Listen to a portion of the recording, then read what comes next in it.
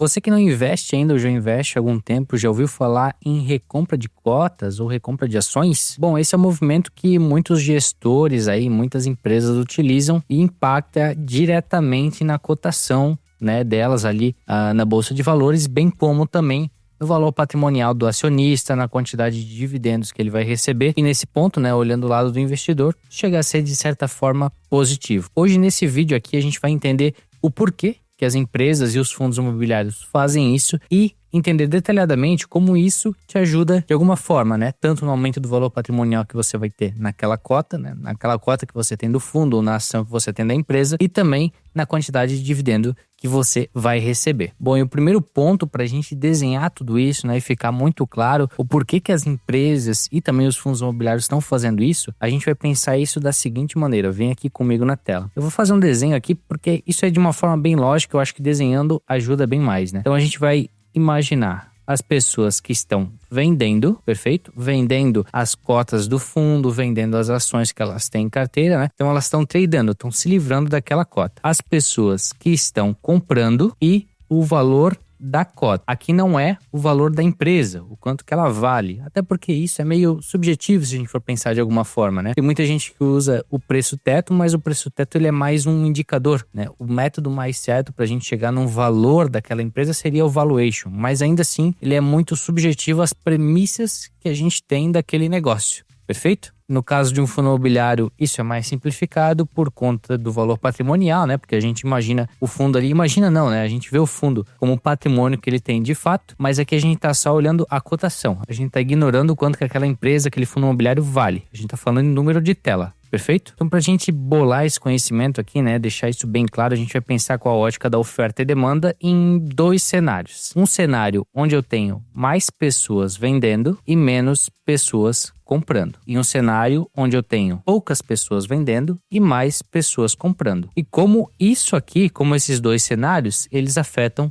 o valor, que é aquele preço que a gente vê lá na tela na hora de comprar ou vender uma ação, beleza? No cenário 1, vou botar aqui do lado, né? Cenário 1, o cenário 2. No cenário 1, onde eu tenho mais pessoas vendendo, então eu tenho uma grande oferta e poucas pessoas comprando, e uma demanda relativamente baixa. O que vai acontecer com o meu preço? Meu preço ele vai cair, porque vai ter cada vez mais gente querendo vender desesperadamente e oferecendo um preço menor por aquilo. Então eu vou colocar aqui no campo valor que o meu preço ele também vai cair. E se eu tenho poucas pessoas vendendo e muita gente querendo comprar, meu preço ele vai consequentemente subir, porque o pessoal vai começar a comprar aquelas cotas que estão, né, num preço acessível e quem está vendendo começa a ver que o preço está subindo, começa a vender mais caro, quer aproveitar a situação e ganhar o máximo de dinheiro em cima disso, né? Então, no caso, o valor, né, o preço da cota iria subir. Contudo, né, no dia a dia, a gente não vê quantas pessoas tem vendendo ou quantas pessoas tem comprando naquele exato momento. O que vai definir o valor é o ponto onde se encontra o valor de quem está disposto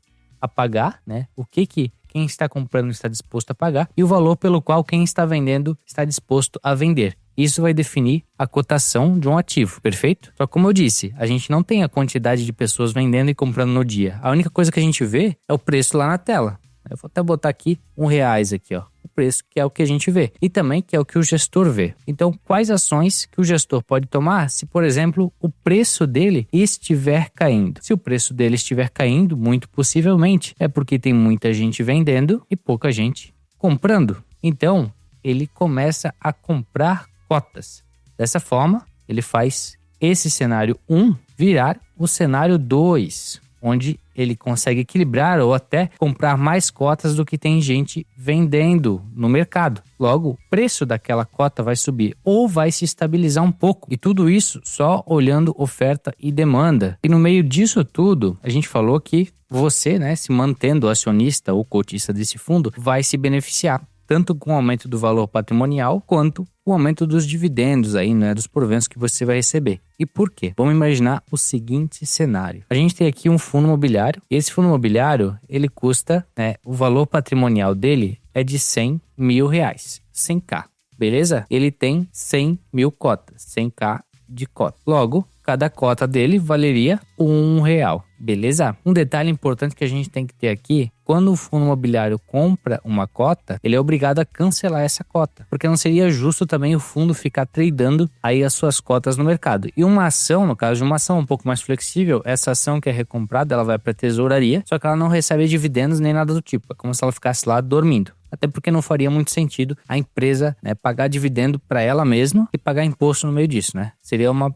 ineficiência enorme, beleza? Mas são detalhes assim só pra gente concluir o nosso raciocínio. Voltando para cá. Então, o fundo vale R$100.000, ele tem 100 mil cotas, cada cota vale R$1. E aí o fundo percebe que as suas cotas elas estão de valor. E aí o fundo percebe que as suas cotas elas começaram a desvalorizar, ou seja, tem muita gente vendendo e não tem tanta gente comprando. Isso por algum motivo, seja dívida alta. Isso o mercado vai dizer. Está acontecendo esse movimento no mercado. E você decidiu ficar no fundo. Porque você acredita ainda que ele, né, pode ter um turnaround, ele vai melhorar, é só um momento daquele ativo. Você decidiu ficar ali, beleza? Só que as cotas estão caindo e a gestão decide tomar uma atitude. Ela vai começar a recomprar as cotas do mercado. Quando ela recomprar, ela vai cancelando essas cotas. Então vamos imaginar que para o fundo conseguir estabilizar a cotação dele, sem afetar muito o valor de mercado dele, ele teve que comprar umas 20 mil cotas. Então agora o fundo, ele se mantém, né, com um valor patrimonial de R$100 mil,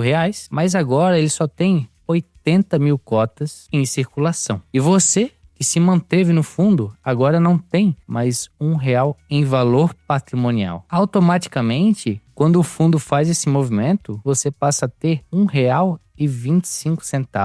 Por quê? Porque o valor patrimonial do fundo é o mesmo, mas a quantidade de cotas que ele tem em circulação é menor. Para os dividendos, a gente segue a mesma lógica. Se o fundo fosse distribuir R$1 por cada cota que ele tem, no caso, 100 mil cotas antes, agora ele vai distribuir esse R$1 para 80 mil cotas. Então você vai receber com os mesmos R$1,25. Aqui é só um exemplo, né, gente, para exemplificar tudo isso. E para a gente pensar isso na forma de um desenho, até para facilitar o nosso entendimento, a gente pode imaginar como eu desenhei aqui, ó, 2 pizzas. Então a primeira pizza, ela está dividida em 8 partes. E aqui representa o nosso fundo imobiliário. Ele vale 100 mil.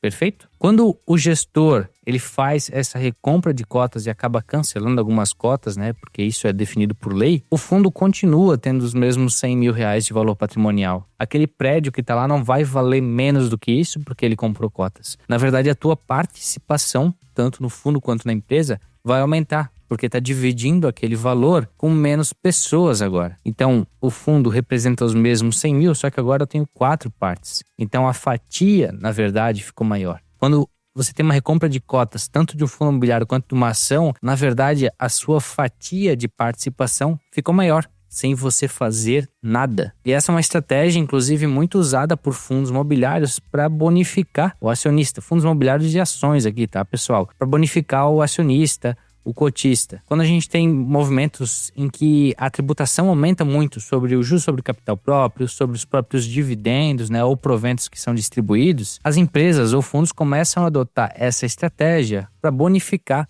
o seu acionista indiretamente e acabar fugindo dessa tributação. Unificar de uma maneira mais eficiente, a gente pode dizer assim. Sei que é muito conteúdo, isso aqui ficou bem denso. Qualquer dúvida que vocês tiverem, pode deixar nos comentários, a gente vai estar respondendo todas, mas essa é a ideia da recompra de ações. É para isso que ela é usada. Muitas vezes para controlar a própria variação no mercado e outras vezes até para bonificar o acionista. De uma forma ou de outra, você acaba sendo beneficiado com isso. Se você gostou do vídeo, se eu conseguir te ensinar algo novo, não se esquece de se inscrever no canal, compartilhar, deixa o like, deixa aqui nos comentários novamente qualquer dúvida que você teve. Muito obrigado e até a próxima.